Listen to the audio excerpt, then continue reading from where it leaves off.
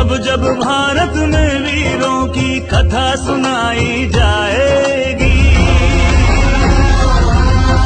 जब जब भारत में वीरों की कथा सुनाई जाएगी, रेजांगला की गौरव गाथा सबसे पहले आएगी। वीर अहीरों की गाथा आगे नम कर जाएगी। 17 मई को झारखंड में रेजांगला के अमर शहीदों के रक्त से सनी हुई मिट्टी का कलश आ रहा है। मैं सभी देशवासियों से और झारखंड वासियों से अपील करती हूँ कि आइए और वीर शहीदों को नमन कीजिए, उनके रक्त से सनी हुई मिट्टी को श्रद्धांजलि दीजिए। ये हमारा उनके लिए एक बहुत बड़ी श्रद्धांजलि होगी।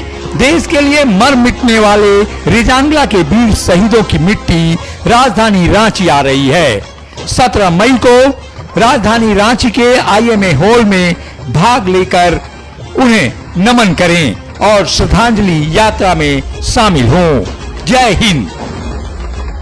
ऑपरेशन सिंदूर की समाप्ति के बाद भारत का पक्ष पूरी दुनिया में रखने के लिए बनाए गए प्रतिनिधि मंडल में कांग्रेसी सांसद शशि थरूर सहित कई सांसदों को शामिल किया गया है।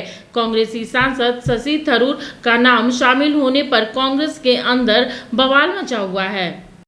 ऑपरेशन सिंदूर के बाद भारत सरकार ने पाकिस्तान के खिलाफ अंतर्राष्ट्रीय स्तर पर घेराबंदी शुरू करने के लिए कमर कस ली है।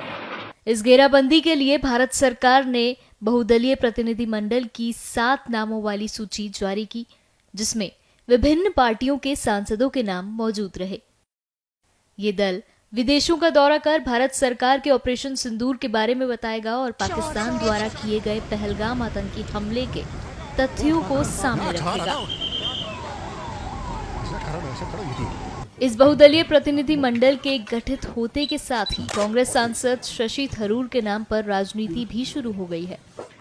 जहां कांग्रेस नेता जयराम रमेश ने सोशल मीडिया प्लेटफॉर्म X पर सरकार द्वारा गठित प्रतिनिधि मंडल की जानकारी दी, तो वहीं उन्होंने कांग्रेस द्वारा सुझाए नामों के बारे में सूची दी, जिसमें शशि थरूर का नाम शामिल नहीं था। कांग्रेस की इस सूची में शशि थरूर का नाम न शामिल किए जाने पर जब इसके बारे में पूर्व कांग्रेस नेता कपिल सिब्बल से पूछा गया, तो वह एक तरह से इस सवाल का जवाब देने से बचते नजर आए।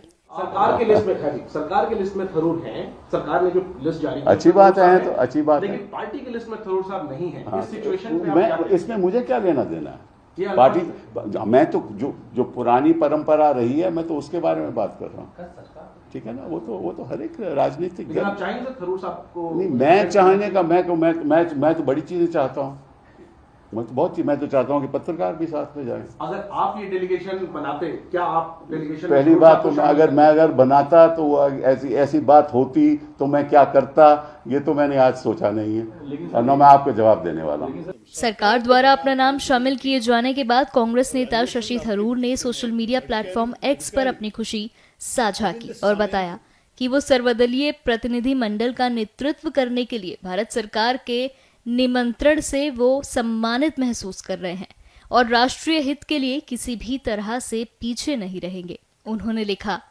मैं हाल की घटनाओं पर हमारे देश का दृष्टिकोण प्रस्तुत करने के लिए 5 प्रमुख राजधानियों में एक सर्वदलीय प्रतिनिधि मंडल का नेतृत्व करने के लिए भारत सरकार के निमंत्रण से सम्मानित महसूस कर रहा हूं। जब राष्ट्रीय हित शामिल हो और मेरी सेवाओं की आवश्यकता हो तो मैं पीछे नहीं रहूंगा।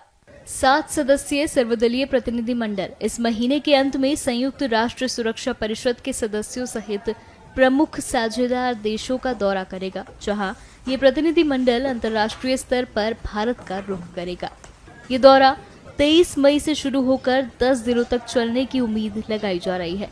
ये प्रतिनिधि मंडल अमेरिका, यूनाइटेड किंगडम, संयुक्त अरब अमीरात, दक्षिण अफ्रीका और जापान सहित कई प्रमुख विश्व राजधानियों का दौरा कर सकता है।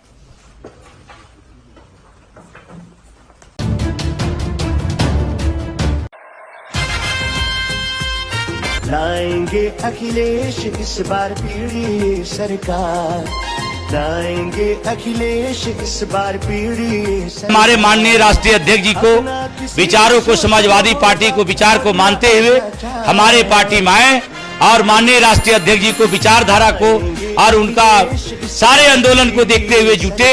और मैं सभी को आह्वान करता हूं कि समाजवादी पार्टी में सदस्यता ग्रहण करके मजबूत करे। जय समाजवाद, जय अखिलेश। आइए समाजवाद से जुड़िए, समाजवादी बनिए।